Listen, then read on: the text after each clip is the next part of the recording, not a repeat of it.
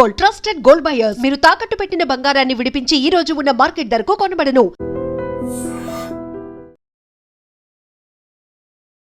నమస్తే, welcome to I dream. నేను వలి.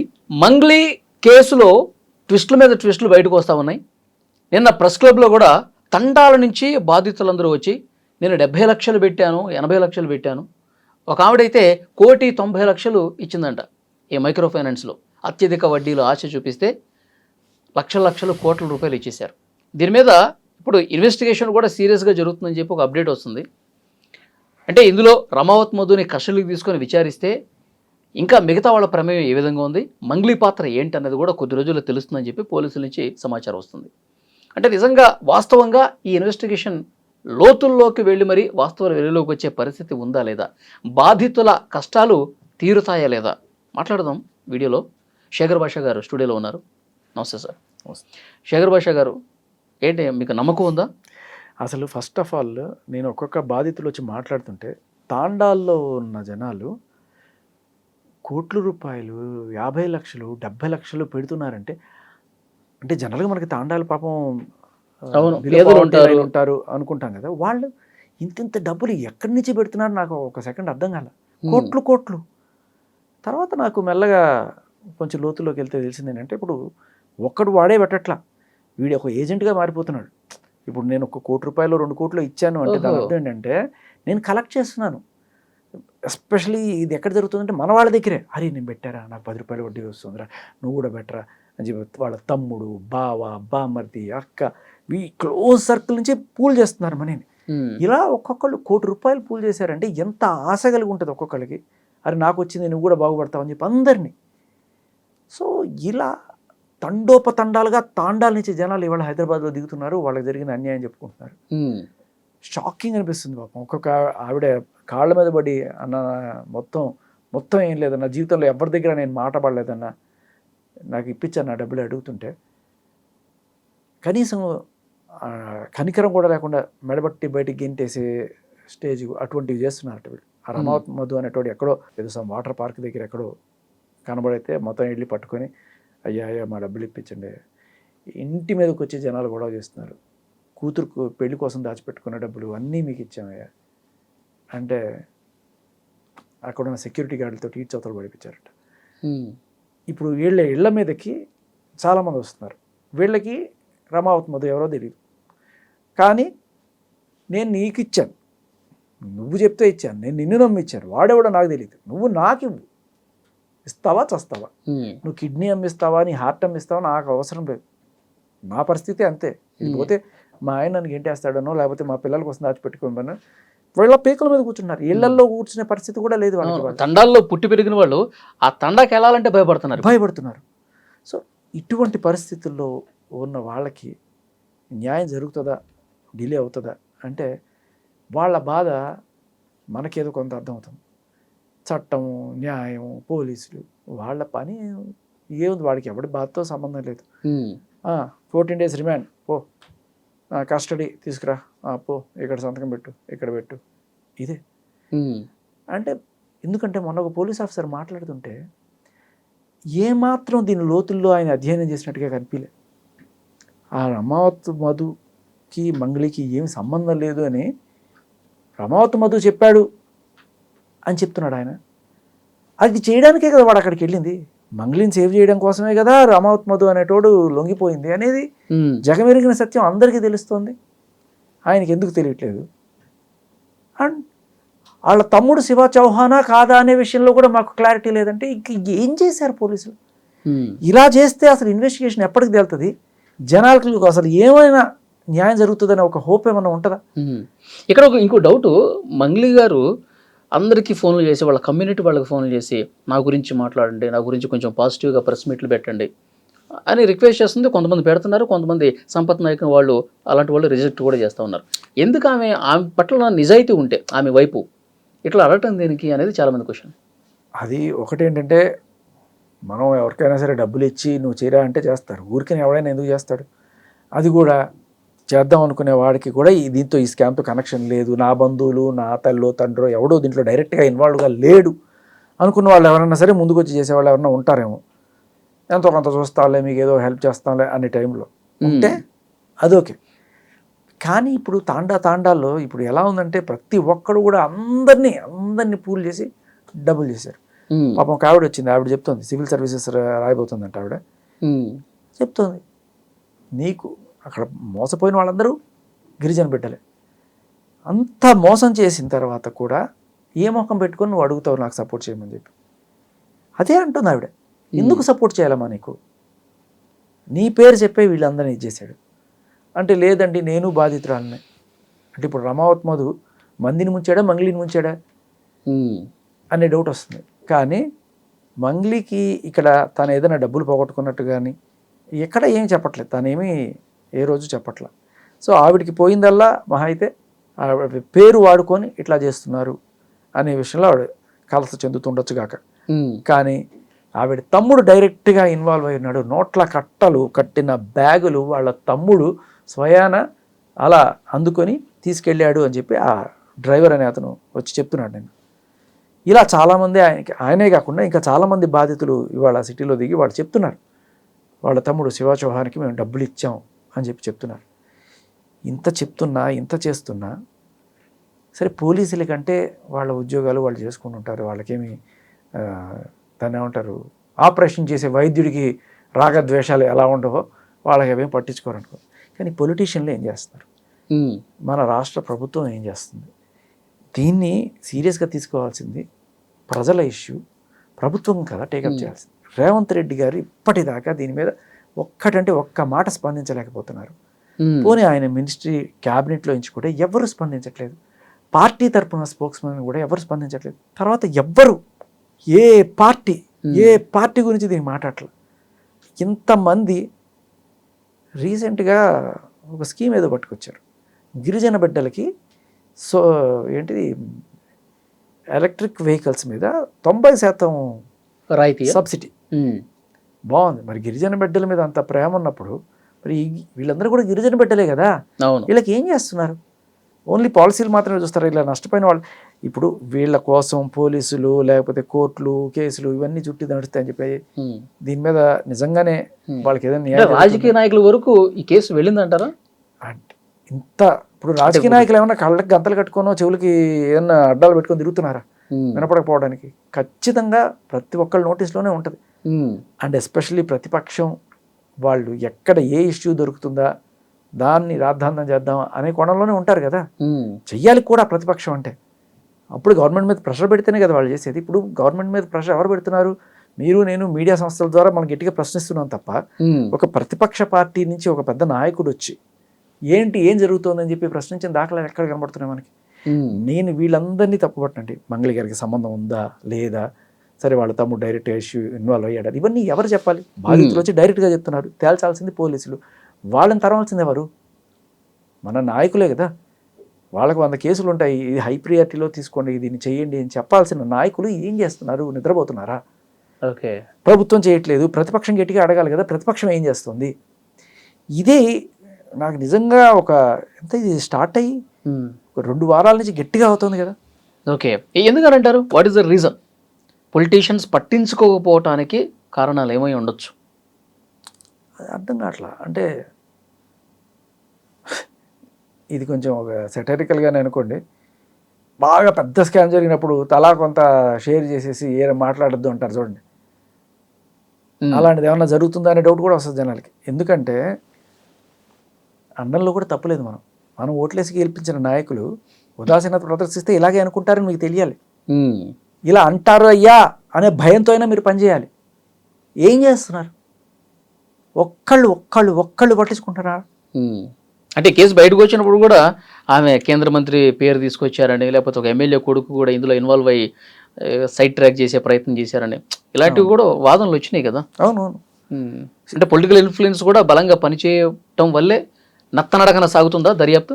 నేను అనుకోవడం పొలిటికల్ ఇన్ఫ్లుయెన్స్ దర్యాప్తు మీద కాదు, కానీ ఈ సుబ్బు అనే లాయరు ఏం చేస్తాడులే, ఓ చెట్టు కింద ప్లేడరు మనల్ని ఏం చేస్తాడులే, కొంచెం గట్టిగా చెప్పిస్తే అయిపోద్ది కదా అనే కోణంలో ఈవిడకున్న పాత పరిచయాలతోటి ఏదో మాట్లాడి ఉండొచ్చుగాక. కానీ వాళ్ళు ఏమనుకుని ఉంటారు, అయ్యో పాపం ఆడు కూతురు అనుకుంటారు తప్ప ఈ దీంట్లో ఇంత లోతుంది, ఇన్ని వేల కోట్ల స్కామ్ జరుగుంటుంది అని చెప్పి వాళ్ళు కూడా ఊహించుంటారు కదా. ఉమ్. ఇవన్నీ కూడా జరిగి 2 వారాల క్రితం. ఇప్పుడు కదా అందరు జనాలు బాధితులు అందరూ బయటకు వస్తున్నారు. అవును. సో వీళ్ళందరి మాటలు అప్పట్లో వాళ్ళకి తెలియదు. నిజంగానే తెలుసుంటే ఏ పొలిటీషియన్ కూడా ధైర్యం చేయడు, ఉమ్. ఎంత ఇదైనా కూడా. ఇందులో మనం బ్యాడ్ అయిపోతాం, బ్యాడ్ ఎందుకు అవుతాం అనుకుంటారు. విచారణ కరెక్ట్ గా జరగనివ్వండి అని చెప్తాడు. అంతే. సజ్జనార్ గారైనా సరే ఏదో ఒక ఆడపిల్ల అన్యాయం అయిపోతుందేమో అని చెప్పి ఆయన ఆ కోణంలో ఆవిడికి పోజ్ ఇచ్చుంటాడు. కానీ ఇంత విషయం ఉంది అని తెలిస్తే నాకు తెలిసి ఆయన కూడా ఇప్పుడు ఇచ్చాడు. మీకు ఒక చిన్న లాజిక్ చెప్తా. చాలా రోజుల క్రితం ఒకడెవడో యూట్యూబరు ఆవిడ గురించి ఏదో పెచ్చవాగుడు వాగాడని చెప్పి సజ్జనార్ గారి దగ్గరికి వెళ్ళి కంప్లైంట్ ఇచ్చి ఆడిని అక్కడ దాకా ఇచ్చి ఆ తర్వాత ఆ వీడియో డిలీట్ చేయించిన మంగ్లీ గారు. మరి ఆ తప్పుడు వీడియో కాబట్టి డిలీట్ చేశారు. ఇవాళ ప్రపంచం అంతా కోడే కూస్తుంది, దీంట్లో నీ సంబంధం ఏంటి, నీ పాత్ర ఏంటి అని చెప్పి గట్టిగా ప్రశ్నిస్తున్న టైప్లో మరి నాకు ఏంటి, నా రెప్యుటేషన్కి భంగం అవుతుంది, నన్ను బద్నాం చేస్తున్నారు అని చెప్పి ప్రెస్ మీట్ పెట్టిన మంగ్లీకి అదే సజ్జనార్ గారి దగ్గరికి వెళ్ళి ఆ వీడియో ఎలాగైతే డిలీట్ చేయొచ్చిందో ఈ వీడియోలు ఎందుకు డిలీట్ చేయించుకోలేకపోతుంది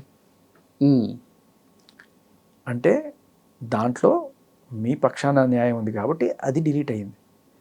దీంట్లో మీ పక్షాన న్యాయం లేదని పోలీసులు అనుకుంటున్నారా, లేకపోతే మీకే అడిగే ధైర్యం లేకపోతుందా? మీరు బద్నాం అవుతున్నారు అనుకున్నప్పుడు మీరు ఎందుకు ఆ రోజు చేసిన ప్రక్రియ ఈరోజు ఎందుకు చేయలేకపోతున్నారు? ఓకే, ఇప్పుడు నిన్న ప్రెస్ క్లబ్లో కొంతమంది బాధితులు వస్తే నేను కూడా వెళ్ళాను. భాష గారు వెళ్ళాను, అక్కడ బాధితులతో మాట్లాడాను. రమావత్ మధువు దగ్గర క్యాషియర్గా పనిచేసిన వ్యక్తి రమేష్, అతనితో కూడా మాట్లాడాను. 2-3 సందర్భాల్లో క్యాష్ కలెక్ట్ చేసి ఇక పెద్ద పెద్ద బ్యాగ్స్లో తీసుకెళ్ళి నేను ఇచ్చాను. మంగ్లీ తమ్ముడు ఎవరైతే శివ ఉన్నాడో శివాకి ఇచ్చాను. ఆ టైంలో మంగ్లీ కూడా ఉంది. నేను ఒకసారి ఫోటో అడిగితే నైట్ టైంలో నేను ఇవ్వను అని చెప్పేసి అన్నది. ఇట్లా క్యాష్ తీసుకెళ్ళి ఇచ్చినటువంటి సందర్భాలు కూడా ఉన్నాయని చెప్పి డైరెక్ట్గా ఆయన మాట్లాడుతూ ఉన్నాడు. దానికి సంబంధించిన ప్రూఫ్స్ కూడా ఉన్నాయని చెప్తున్నాడు. ఇది ఇప్పుడు మీరు చూస్తున్నది టిప్ ఆఫ్ ది ఐస్బర్గ్ అండి. ఇలా ఖచ్చితంగా కొన్ని వందల సాక్ష్యాలు మీకు ఒక 1 వీక్లో బయటకు వచ్చి తీరతాయి, దాంట్లో ఎటువంటి డౌట్ లేదు. నేను మీకు ఎందుకు చెప్తానంటే ప్రాక్టికల్గా నేను చూసిన సిచ్యువేషన్స్ ఇంతకుముందు కూడా ఎవరైతే ఇట్లా జనాల్ని పీడించుకొని బాధించుకొని తిని ఉంటారో వాళ్ళకి సంబంధించి ఒక్కసారి ఎవరన్నా సరే మీడియాలో గట్టిగా మాట్లాడుతున్నారో అనగానే వాళ్ళ ఇన్స్టాగ్రామ్లకి వాళ్ళ ఛానల్స్కి ఆటోమేటిక్గా సాక్ష్యాలు వెళ్ళిపోతాయి. ధైర్యం ఉన్నవాడు దమ్మున్నాడు వచ్చి ఖచ్చితంగా బయట పెట్టేస్తాడు.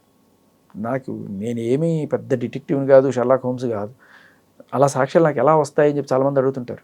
ఇలాగే మనం గట్టిగా ధైర్యంగా మాట్లాడతాడు, వీడు న్యాయం కోసం నిలబడతాడు ఒక్క నమ్మకం ఉంటే చాలు మనకి సాక్ష్యాలు వెతుక్కుంటూ వస్తాయి, యుద్ధాన్ని వెతుక్కుంటూ ఆయుధాలు వచ్చినట్టు. మీరు చూడండి, ఇది ఖచ్చితంగా ఇంకా బోల్డ్ సాక్ష్యాలు వస్తాయి. అండ్ నేను విన్నది ఏంటంటే ఈవిడ యాంటిసిపేటరీ బెయిల్ కూడా అప్లై చేస్తుంది. అవునా? యాంటిసిపేటరీ బెయిల్కి అప్లై చేస్తుంది అన్నట్టుగా విన్నాను. ఎందుకంటే ఏ క్షణమైన అరెస్ట్ జరగచ్చు అన్న భయం ఉందేమో అని. అండ్ ఇంకొకటి, ఆ మధు అనే అతన్ని పోలీస్ కస్టడీకి తీసుకొని ఇన్వెస్టిగేట్ చేసే ముందు ఇన్వెస్టిగేషన్ సరిగ్గా జరుగుతుందా లేదా, న్యాయబద్ధంగా జరుగుతుందా లేదా అనే ఒక డౌట్ జనాల్లో ఉంది. దానికి కారణం ఏంటంటే మంగ్లీని తప్పించడానికే మధు అక్కడికి వెళ్ళి పోలీసులకి లొంగిపోయాడు. మరి వెళ్ళిపోయే ముందు మధుకి వీళ్ళు ఏదన్నా భరోసా ఇచ్చుండొచ్చు, నువ్వు వెళ్ళి లొంగిపోరా, నీకు ఏం జరగకుండా మేము చూసుకుంటాము, మొత్తం అభయహస్తం ఉంది, నీకేం జరగకుండా చూస్తాము అని చెప్పి మొత్తం నీ మీద వేసుకో, నీకేం కాకుండా మేము చూసుకుంటాం అనే భరోసా వీళ్ళ సైడ్ నుంచి వచ్చి ఉండొచ్చు. అందుకనే ఆయన అంత ఈజీగా వెళ్ళాడు అనే మాట కూడా గట్టి కనబడుతుంది.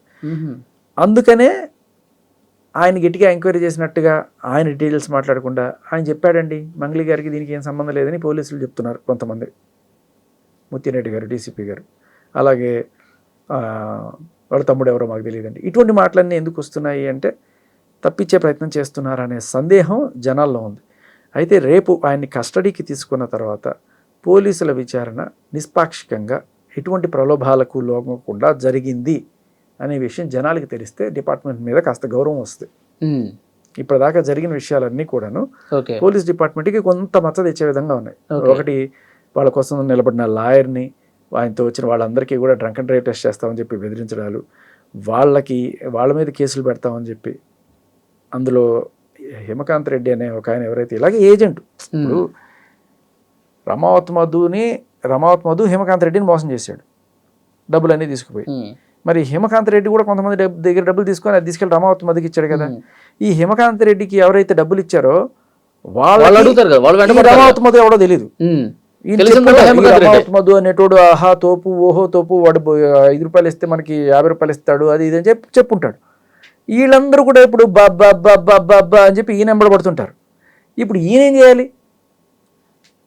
ఖచ్చితంగా పోయి అడగాలి. ఇప్పుడు ఈయన టాక్టిక్స్ చూడండి. ఈయన బయటకు వచ్చి వీడు ఇంత మోసం చేశాడు, నేను ఇన్ని డబ్బులు వీడికి క్యాష్ రూపంలో కొంత, చెక్స్ రూపంలో కొంత, ప్రామిసరీ ఓట్లు ఇవన్నీ చూపించుకుంటూ వస్తే ఈయన ఎలా వదిలించుకోవాలని చెప్పి చాలుబని ఈ హిమకాంత్ రెడ్డే అసలు దొంగ అని చెప్పి అక్కడ ఆయన పోలీసులు చెప్పాడంట. ఆ పోలీసులు ఏమంటారు, ఇప్పుడు ఈయన్ని మనం అరెస్ట్ చేస్తే మనకి డీటెయిల్స్ తెలుస్తాయి అంటే ఇప్పుడు వాడు ఎవరి పేరు చెప్తే వాళ్ళందరినీ అరెస్ట్ చేసుకుంటూ కూర్చుంటారా? అలా అరెస్ట్ చేసి ఇస్తాం అని చెప్తే ఇంకా మిగతా వాళ్ళు ఎవరు ముందుకు వచ్చి సాక్ష్యాలు చెప్పరు అనే ఒక ప్లాన్ వేసారా? ఓకే, ఇటువంటి డౌట్లు జనాల్లో ఉన్నాయి. సో ఇవన్నీ కూడా డిపార్ట్మెంట్తో అయ్యే పనులు కావు. పెద్దగా ఒక సిట్ వేసి ఆ సిట్లోనే ఈ నిష్పాక్షికంగా జరిపించాలి. లేకపోతే ఇలా 1000 కోట్లు కొట్టేసి విజయమాలి ఎలాగా ఏ లండనో నిన్ననో పారిపోయి హ్యాపీగా. ఈ కేసులో రమావత్ మధు ఒక్కడే ఎందుకు అరెస్ట్ అయ్యాడు? ఇంకా మిగతా వాళ్ళు ఆయన ఆ రోజు ముత్యంరెడ్డి గారు చెప్తా ఉన్నారు, అందరూ అప్స్కాండ్లో ఉన్నారు. మంగ్లీ సోదరుడు, తర్వాత పాల్దీయ భరత్ చౌహాన్, పాల్దీయ శైలజ చౌహాన్ ఎవరైతే యాక్టివ్గా ఉన్నారో వాళ్ళందరూ కనపడకుండా పోయారంటే ఏదన్నా దొంగతనం చేసి పోయేవాడో లేకపోతే ఎక్కడన్నా మానభంగాలు చేసి పోయినోడిని రోజుల వ్యవధిలో పట్టేసుకుంటున్నారు కదా, 24 గంటలు కాకముందే పట్టేసుకుంటున్నారు. ఈ వేళ ఎందుకు పట్టుకోలేకపోతున్నారు? ఇక్కడ పోలీసులు ఇప్పటిదాకా ఎవరిని పట్టుకోలేదండి. ప్రయత్నమే చేయలేదా? ఎవరిని పట్టుకున్నారు? మధు అనేటువంటి పోలీసులు పట్టుకున్నారా? ఆయనే పోయి ఇడ్లేడు. ఇప్పుడు నన్ను పట్టుకోరా అని చెప్పి వీళ్ళందరూ వెళ్ళి అక్కడ నించుంటే అప్పుడు నేను పట్టుకొని నేను కేసు సాల్వ్ చేశాను అంటారా? అది కాదు కదా. మీ అంతటి మీరుగా ప్రొయాక్టివ్గా వెళ్ళి ఏం చేశారనేది చెప్పాలి కదా. ఇది బై డిఫాల్ట్ ప్రాక్టీస్ అండి. ఇప్పుడు డబ్బున్న వాళ్ళు ఎంతో కొంత ఇచ్చి మేనేజ్ చేసుకోవడం ఇది ఫస్ట్ టైం కాదు మనం చూసేది. ఇదే పెద్ద ఈ కమిషనరేట్లో బాగా బడా సెలబ్రిటీ లేడీస్ కొంతమంది బాగా డబ్బున్న వాళ్ళు ఒక సెలబ్రిటీ వాళ్ళని తలుచుకుంటే పోలీసులను ఉపయోగించుకొని జనాల నోళ్ళు ఎలా ముగించవచ్చు అనే ఒక రెగ్యులర్ పద్ధతి ఉంది.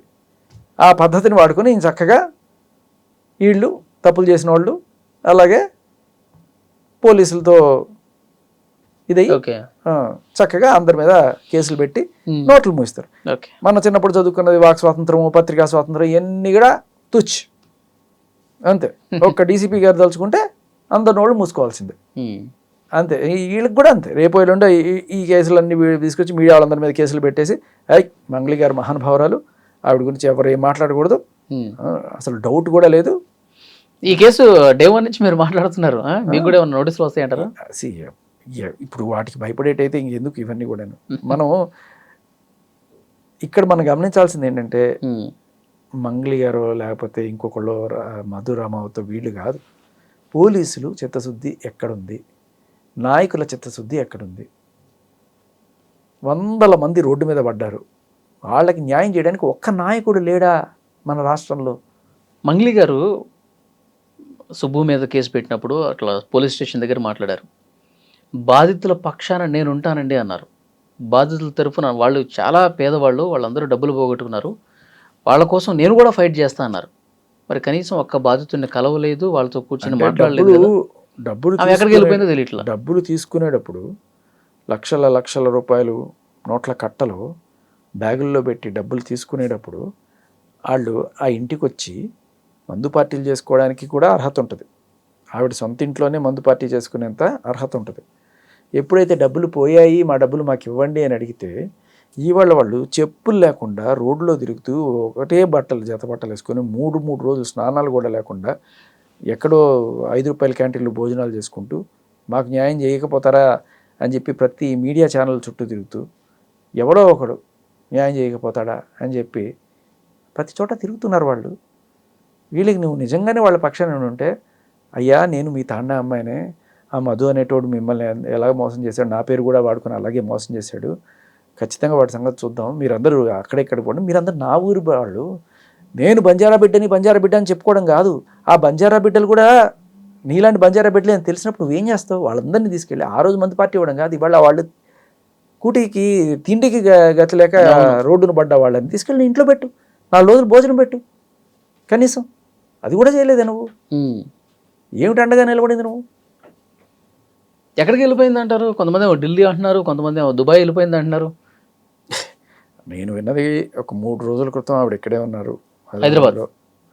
ఎవరో ఒక ప్రముఖ వ్యక్తిని కలిశారు, దీని నుంచి బయటపడేయాలన్నట్టుగా ఆవిడ కోరారు ఓకే, తెలిసింది 3 రోజుల క్రితం.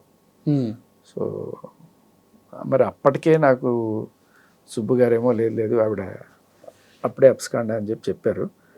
బట్ మరి సో చూద్దాం నెక్స్ట్ ఇన్వెస్టిగేషన్ ఎట్లా జరుగుతుంది. నిజంగా మీరు అన్నట్టు ముందస్తు బెయిల్ అప్లై చేసిందా లేదా దీని మీద కూడా ఆవిడ సంగతులు అన్నీ వదిలేయండి. నేను అడిగేది ఒకటే, బాధితులు పోలీసులు ఏం చేస్తున్నారు? మీరు చేస్తున్న ప్రగతి చూపించాల్సిన అవసరం ఉంది. జనాలందరూ కూడా మీరు లాలూచి పడిపోయారు అనే భావనలోకి వెళ్ళకముందే మీరు కొంచెం తేరుకొని, ఎందుకంటే సజ్జనార్ గారి ఫోటో, ఈయనకి బ్రీత్ అనలైజరు, లేకపోతే ముత్తిరెడ్డి గారి అసలు మంగళి తమ్ముడెవరో మాకు తెలియదు, ఇటువంటి ప్రకటనలు అన్నీ చూసిన తర్వాత జనాలకి నమ్మకం పోతుంది వ్యవస్థ మీద. సో మీరు దయచేసి మీరు చేస్తున్న ప్రగతి ఏంటి, మీరు ఎలాంటి చర్యలు తీసుకుంటున్నారు వీళ్ళని సేఫ్ గార్డ్ చేయడానికి, లేకపోతే మరో ఒక విజయమాలలాగా ఈయన కూడా లండన్ ఎక్కడికైనా పంపించేస్తారా, ఏం చేస్తారు? దీనికి పోలీసులను తరమాల్సిన బాధ్యత నాయకులది. ఈ నాయకులు ఏం చేస్తున్నారు? అధికార పక్షం చేయకపోతే అధికార పక్షాన్ని తరుముకోవాల్సిన బాధ్యత ప్రతిపక్షాన్ని. ప్రతిపక్షం ఏం చేస్తారు? కనీసం ఏ ఒక్క నాయకుడైనా స్పందించాలని కోరుకుందాం. ఎందుకంటే మనం కూడా కోరుకునేది బాధితులకు న్యాయం జరగాలి. సో అటువైపు నుంచి ప్రజలు ఏమన్నా వస్తే బాధితులకి ఎంతో కొంత త్వరగా న్యాయం జరగాలి కదా, కాబట్టి ఆ రకమైన ప్రయత్నం జరుగుతుందని చెప్పి కోరుకుందాం. మళ్ళీ మనం మాట్లాడదాం. Thank you sir.